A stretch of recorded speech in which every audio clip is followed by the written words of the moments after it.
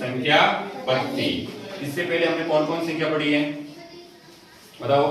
प्राकृत और पूर्ण संख्या और पूर्णांक संख्या। हमने 3 संख्या पहले पढ़ चुके हैं और हम पढ़ेंगे आज चौथी संख्या। कौन सी है? भाज्य संख्या। कौन सी? भाज्य संख्या। देखो भाज्य संख्या वो संख्या है जिसके 2 से ज्यादा क्या हो? गुणनखंड हो, उसे भाज्य संख्या कहते हैं। क्या कहते हैं? भाज्य संख्या कहते हैं। अब देखो 2 से ज्यादा गुणनखंड कैसे हम समझेंगे। जैसे कि 4 मैंने लिखा 4, 8, 9, 10 ऐसे कंटिन्यू चलती रहती है। कहां तक जाती है? अनंत तक जाती है। अब देखो 4 के कैसे गुणनखंड होंगे 2 से ज्यादा? बताओ।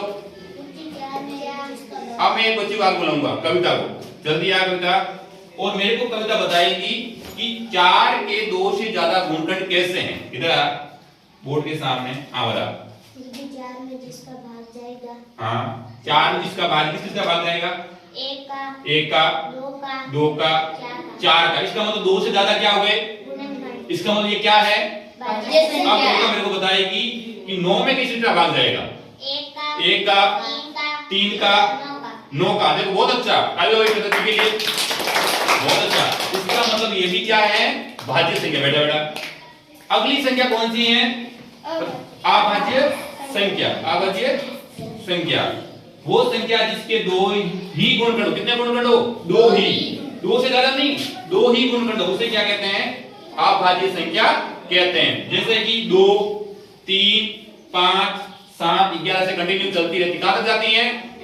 अनंत तक जाती है। अब बताओ आगे कौन आएगा? गोपाल आएगा, जल्दी खड़ाओ।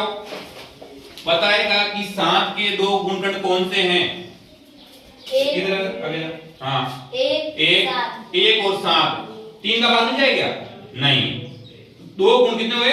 2। इसका मतलब ये कौन सी संख्या बेटा? अभाज्य संख्या। 13 वाला किसका जाएगा? 1 का और 13 का। इसके 2 गुण कितने हैं? 13 के 2 ही गुणनखंड। इसका मतलब ये अभाज्य संख्या है, भाज्य संख्या नहीं है। दोनों में अंतर मालूम हुआ क्या?